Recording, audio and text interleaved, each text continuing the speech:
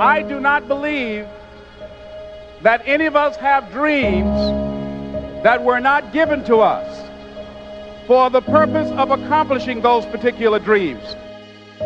I don't care how disappointing it might have been as you've been working toward that dream. But here's what I know, that dream that you're holding in your mind, that it's possible. See, sometimes we can't say, I can do that.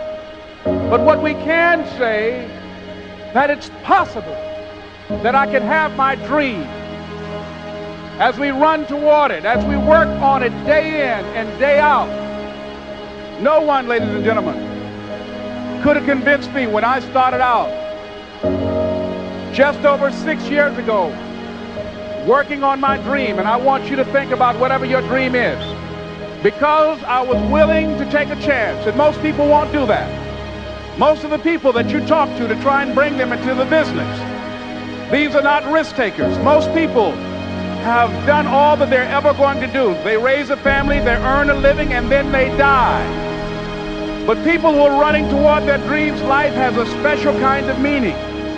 And here's what I will share with you, that in the process of working on your dreams, you are going to incur a lot of disappointment, a lot of failure, a lot of pain, a lot of setbacks, a lot of defeats. But in the process of doing that, you will discover some things about yourself that you don't know right now. What you will realize is that you have greatness within you. What you'll realize is that you're more powerful than you can ever begin to imagine. One idea can change your life. One idea can turn your life around. Most people go through life never discovering what their talents are. Most people never develop their talents. They have skills and abilities, but if you don't nurture them, if you don't develop them, they will never serve you. Your gifts can take you many places. If you develop your gifts, you have something that you brought to the universe. And that if you decide that my life deserves my developing this, what I do well, and becoming the best at it, and mastering myself, and seeing what I have within me, if you decide to drop your buckets where you are and develop your gifts, I grant you, you'll never ever be without. I grant you that your gifts will take you places that will literally amaze you. And ladies and gentlemen, I started working on my dream, and most people don't work on their dreams. Why? For many years I didn't. One is because of fear, the fear of failure. What if things don't work out? And the fear of success. What if they do and I can't handle it? The other thing is that most people, ladies and gentlemen, they get comfortable. They stop growing, they stop working on themselves, they stop stretching, they stop pushing themselves, and they end up becoming very cynical about life, and they throw in the towel on themselves, and on their families, and on their dreams.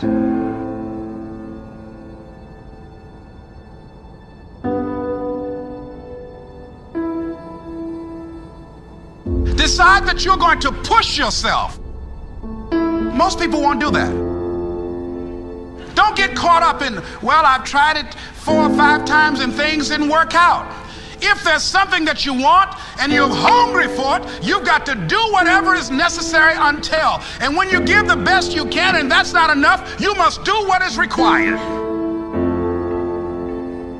And don't give up on yourself. Don't throw the towel in so quickly. Many people give up on the 1-yard line. See, life is not just that simple. It's not that cut and dry. And that's why most people never realize their personal greatness, because they're casual about life. And when you are casual about life, you will end up a casualty. But not only is it important that you believe and begin to know that it's possible for you to live your dream as you run toward it, but I've done something that I want to share with you called Choosing Your Future. In fact, I've developed a set of tapes talking about how to begin to create your own reality by choosing your future. And not only is it important for you to know it's possible for you to choose your future, but it's necessary. that you work on yourself, that you develop yourself. It's necessary. It's necessary that you align yourself with people and attract people into your business who are hungry, people who are unstoppable and unreasonable, people who are refusing to leave life just as it is and who want more. My mother used to say, birds of a feather flock together. If you run around with losers, you will end up a loser. It's necessary that you get the losers out of your life if you want to live your dream.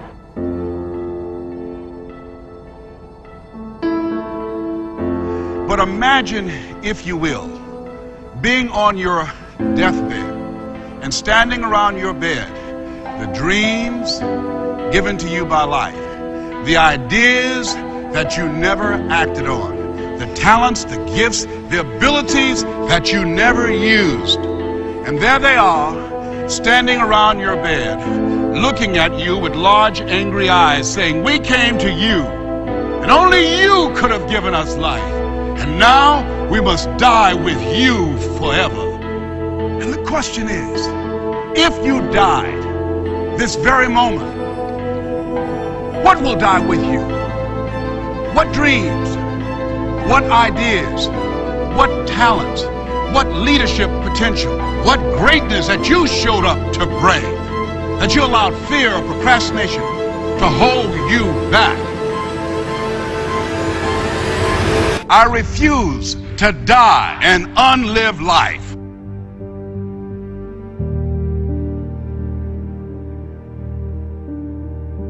It's not easy. It's hard changing your life. It was hard when just over 3 years ago in the Penobscot building in Detroit, Michigan, where I was operating my business, and I fell on some hard times, and I was sleeping in my office. It was hard coming into the lobby, and the security said, excuse me, Mr. Brown, can we see you for a moment? And I said, yes. And I walked up to the counter, and he gave me an envelope. And he said, would you mind reading it here? And I opened the envelope, and the envelope was from management that said, this is an office tower. It's not a hotel. Please do not sleep in your office. And I said, excuse me, sir. I said, I just work long hours in creating my business. I'm an entrepreneur. And right now things are bad for me, but they're not going to be this way always. And I just asked for the opportunity to continue to operate like I'm doing. I'm not trying to make this my home. And it was hard coming through the lobby. And sometimes they would laugh. There's a guy talking about becoming successful. And look at him. He's bathing in the bathroom upstairs on the 21st floor. He sleeps on the floor. Him and 2 other dreamers up there. Look at him. It was hard, ladies and gentlemen, coming to speak to people. And I was facing financial difficulties in my own life. I was behind on my bills and my dreams, and I'm saying to them, you can live your dream. It was hard, ladies and gentlemen. It was very difficult to pick myself up each day believing that I could do it. There were times that I doubted myself. I said, God, why is this happening to me? I'm just trying to take care of my children and my mother. I'm not trying to steal or rob from anybody. Why did this have to happen to me? It was very hard. And here's what I want to say to you. For those of you that have experienced some hardships, don't give up on your dream. No one could have convinced me by holding on, by continuing to push forward, by continuing to run toward my dream, that one day I would have my own talk show. It's a long shot, ladies and gentlemen, from Liberty City, an abandoned building on a floor, never knowing my mother or father. It's a long shot. Being here with you today in this dome in Atlanta, it's a long shot. No college training, labeled educable, mentally retarded, but I kept running toward my dream. It's very important for you to believe that you are the one. Write down at least 5 reasons on why you deserve your dream, on why you won't give up, what's going to make you unstoppable, why you must be unreasonable, because logical, practical thinking says you can't do it today. But if you want to produce unreasonable results in your life, like living your dream and taking charge of your destiny, you've got to be an unreasonable person. You've got to be an uncommon person. So write down the reasons of why you're here. My first major goal was to buy my mother a home. And let me tell you something, ladies and gentlemen, what will reasons do, Les? Nietzsche said, if you know the why for doing, you can endure almost anyhow. What do you mean by that? If you know why you're doing something, when the hard times come, and they're going to come, when the disappointments and the rejections come, and they're going to come by the truckloads, your reasons will be your rod and staff to comfort you, to pick you up. Once again, I got a saying on one of my tapes, if life knocks you down, try and land on your back, because if you can look up, you can get up. Let your reasons get you back up. No matter how bad it is, or how bad it gets, I'm going to make it. I'm going to make it. So yes, it's possible for you to live your dream. It's necessary that you associate with winners, that you work your system, that you are relentless, that you never give up. It's you. You've got to take personal responsibility. You've got to make it your personal business to make it happen. And you've got to resolve within yourself that I can do this, that it's hard, but you've got to say, I'm the one. I'm the one to make this happen. I'm the one to become successful in this business. As you work to help other people to become successful, that feeds your success. But you know it's going to be hard, but find out what will make it worth it for you.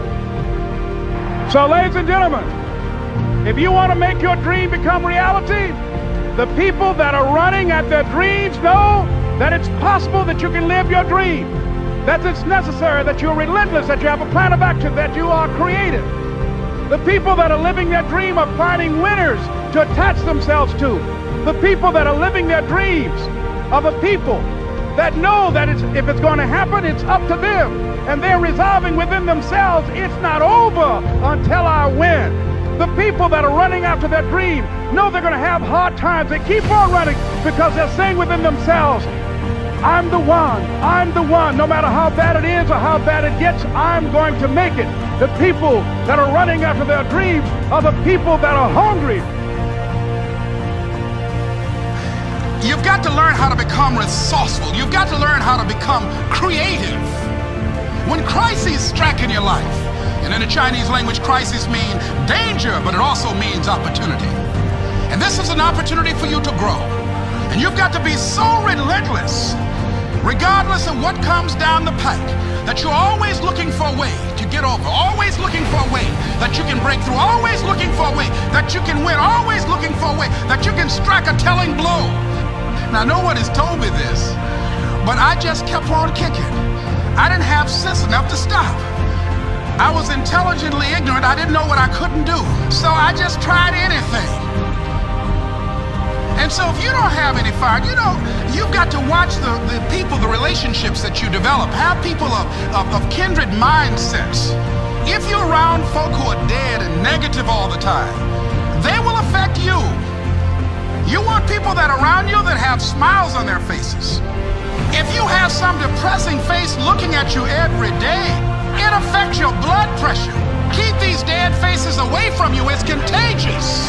So you've got to watch your countenance, watch your face. Have an uplifted expression, watch your body posture. All of these things affect you psychically. You've got to be the kind of person that you are fearless. And because you are unstoppable, because you've got power that you haven't even begun to use yet, you owe it to yourself to release your brakes.